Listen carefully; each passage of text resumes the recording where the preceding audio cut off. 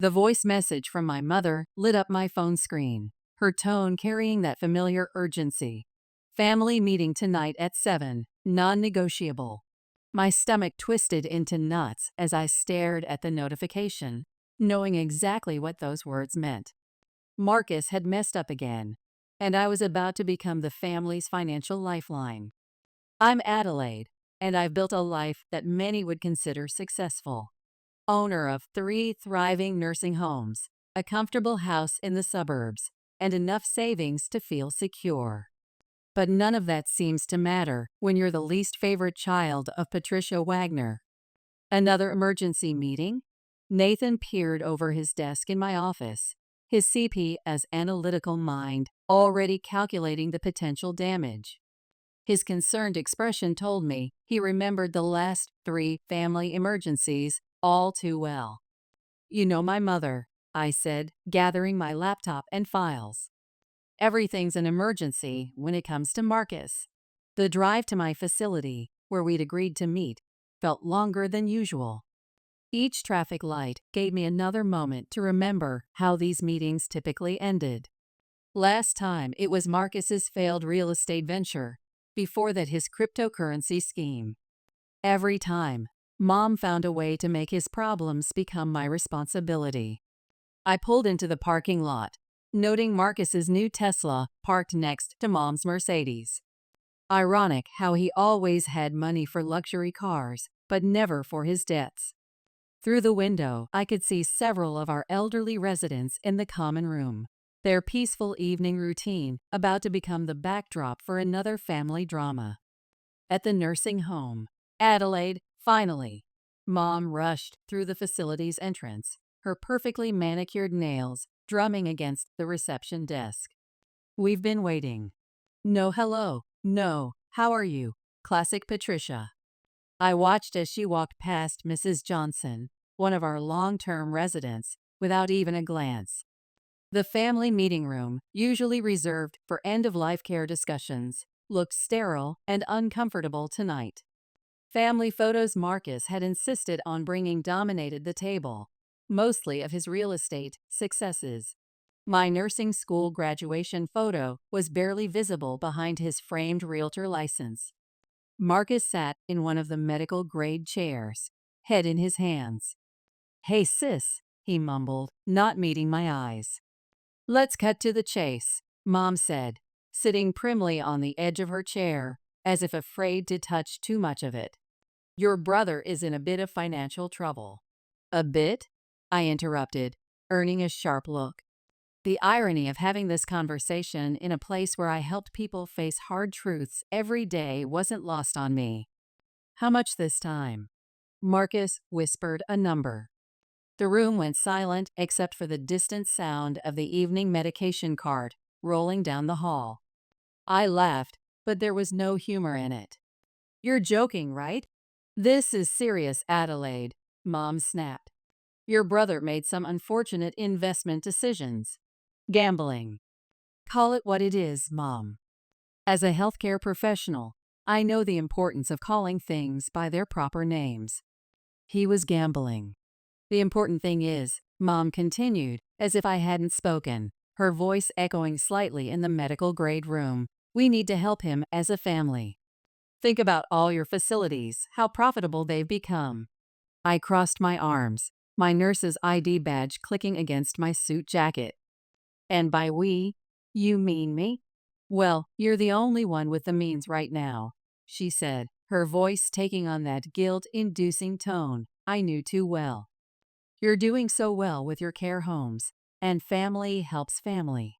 What about your business accounts, your expansion fund?" Mom's face hardened as I mentioned Dad's money. "You already got help with your nursing school tuition and my inheritance from your father," I asked, already knowing the answer. Marcus finally looked up, his real estate broker's pin gleaming on his wrinkled suit. "Mom used it to cover the condo development debts. My inheritance, not yours, mine." My voice was steady, but my hands were shaking. "The money Dad specifically left for my healthcare education and first facility." "Adelaide, dear," Mom leaned forward. her designer perfume mixing unpleasantly with the facility's antiseptic smell. You have to understand, Marcus needed it more at the time. And now, well, we need your help again. Your facility profits for the next 2 years should cover it. The audacity of her demand hit me like a flatlining monitor's alarm. 2 years of my life's work, my dedication to patient care, my staff's livelihoods, all to enable my brother's addiction and my mother's enabling. No, I said, standing up, conscious of the night shift nurses passing by the window. What do you mean, no? Mom's voice rose, making me glance anxiously at the thin walls separating us from my patients' rooms. This is your brother we're talking about. Do you want to see him destroyed by his creditors? Do you want his life ruined? His life. I laughed, the sound echoing off the medical-grade walls. What about my life, Mom? What about the lives of my staff, my patients? When has anyone in this family ever worried about destroying what I've built? Don't be dramatic. Dramatic? You want 2 years of my facility's profits to fix his gambling addiction, and I'm being dramatic? I gestured to the care plans hanging on the wall, each representing a life I was responsible for. Do you even understand what I do here? Marcus stood up, reaching for my arm. Sis, please. I promise this is the last time. His realtor's pin caught the fluorescent light, a reminder of all his failed ventures. I jerked away from his touch. That's what you said about the condo development, and the crypto investments, and the sports betting last year. As a healthcare provider, I know that enabling addiction only makes it worse. Adelaide Wagner. Mom's voice took on that authoritative tone that used to make me fold instantly. This is what family does. We help each other. I looked around the room at my mother's stern face, at Marcus's desperate eyes, at the medical certificates and patient care awards on the walls, achievements they'd never bothered to celebrate. Through the window, I could see Mrs. Johnson being helped to her room by one of my dedicated night nurses. Something inside me snapped, but instead of anger, I felt the same calm I experienced when making difficult medical decisions. You're right, Mom, I said, my voice carrying the same professional tone I used when explaining difficult diagnoses. Family does help family. And I think it's time we had a proper discussion about exactly how our family helps each other. The smile that spread across my face must have worried them because both Mom and Marcus shifted uncomfortably in their chairs. Through the window, I could see the evening medication rounds beginning, a reminder of what real care and responsibility looked like.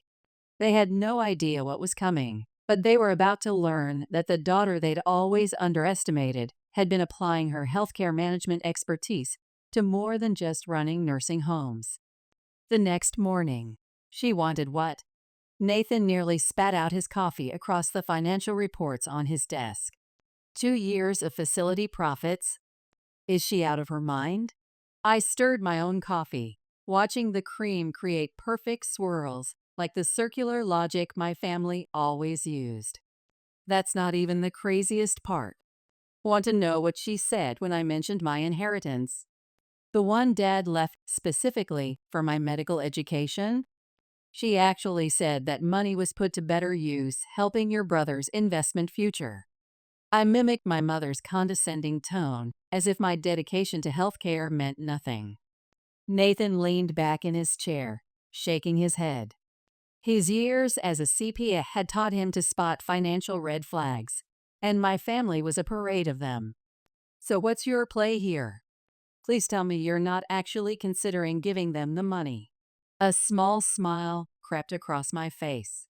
Remember that advice you gave me 3 years ago about protecting healthcare businesses when you first started handling my facility's accounts? He sat up straighter. Don't tell me you actually did it. I pulled out my tablet and opened my business portfolio.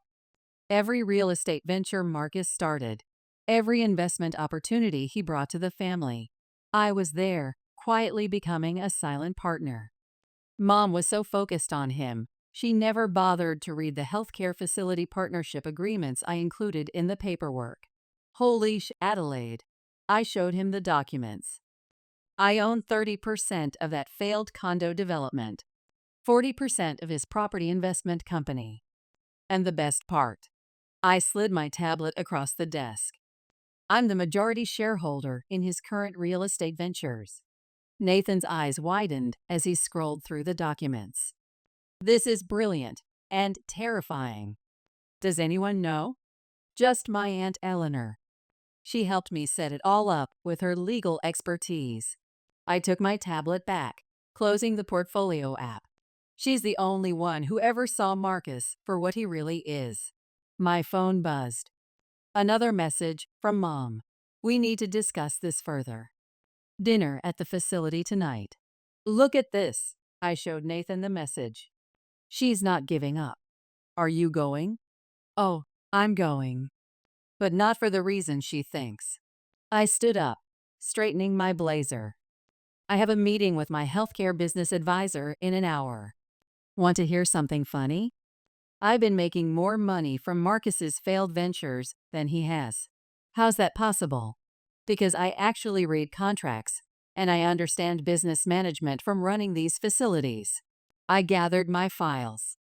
Every time he got a bailout from Mom, my shares increased in value. Every time he needed family help, I made sure my name was on the paperwork. Nathan grabbed my arm as I turned to leave. Adelaide, be careful. This kind of revenge, it could destroy your family as thoroughly as any failed business. It's not revenge, I said, but we both knew that wasn't entirely true. It's protection. For my patients, my staff, and yes, maybe a little karma. Later that afternoon, I sat in my financial advisor's office, reviewing the documents one last time. Everything's in order, she confirmed. You have controlling interest in all 3 real estate companies. Mr. Wagner can't make any major financial decisions without your approval. And the new property development loan he applied for yesterday. She smiled. Denied, as per your instructions. Any new funding requires your signature. My phone buzzed again. This time it was Marcus. Mom's really worried. Please come to dinner at the facility. We can work something out. I texted back. I'll be there. 7:00 at Aunt Eleanor's apartment. Before heading back to my facility, I made one more stop. Aunt Eleanor's cozy apartment always felt more like home than my mother's pristine house. You're really going through with this? She asked, handing me a cup of tea, her legal briefcase still open on her coffee table. They left me no choice, I said, taking a sip. Did you know Mom used my medical school fund to cover his gambling debts? Eleanor's face darkened. Your father would be furious. That money was meant for your education and first care facility, not Marcus's mistakes. Well, Dad's not here, I said, fighting back tears. But I am. And I'm done being the family's emergency healthcare fund. Patricia won't take this well, Eleanor warned. She's always protected Marcus, even when she shouldn't have. That's exactly why I have to do this. I stood up, checking the time on my medical ID badge. Someone has to show them that actions have consequences. In healthcare, we call it therapeutic intervention. Eleanor hugged me tightly. You're stronger than both of them combined, sweetheart. Give them the wake-up call they need. Back at the nursing home. As I drove back to my facility for the second time in 2 days, I thought about all the times I'd given in, all the times I'd played the dutiful daughter while building my healthcare business. The documents in my briefcase felt heavy with possibility. Tonight, everything would change.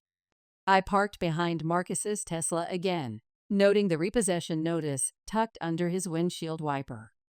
Right on schedule, Mom opened the facility doors before I could use my key card. Her smile strained. Adelaide, darling, I'm so glad you came to your senses. Actually, Mom, I cut her off, holding up my briefcase as Mrs. Johnson watched curiously from her usual spot in the common room. I think it's time we reviewed some paperwork. All of us. I spread the documents across the meeting room table, the same table where I usually discussed patient care plans with families. The symmetry wasn't lost on me. What's all this? Mom asked, her perfectly plucked eyebrows drawing together as she scanned the papers. Remember Marcus's Sunset Valley condos? I pulled out the first set of documents, the development that failed spectacularly last year. Marcus shifted uncomfortably in his chair. What about it? Well, let's start with who actually owns it. I slid the partnership agreement across the table. You see this signature here? That's mine. 30% ownership. Mom snatched up the paper, nearly crumpling its edges. That's impossible.